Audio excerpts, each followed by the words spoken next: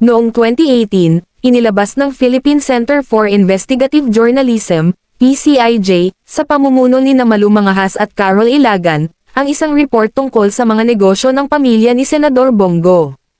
Ayon sa ulat, ang CLTG Builders, na pag-aari ng kanyang ama na si Desiderio Go, at ang Alfrigo Builders, na pag-aari ng half-brother niyang si Alfredo Go, ay nakipag-joint venture sa iba pang malalaking contractors tulad ng St. Gerard Construction ng mga Diskaya.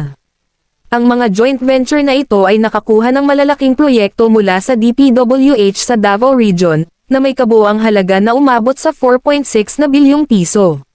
Layunin umano ng mga joint venture na ito na mapataas ang license category ng CLTG at Alfrigo Builders, dahil limitado lang ang kanilang kakayahan bilang Category B contractors. Gayunman, base sa DPWH data noong 2018, maraming proyekto ang na-delay o hindi natapos sa oras.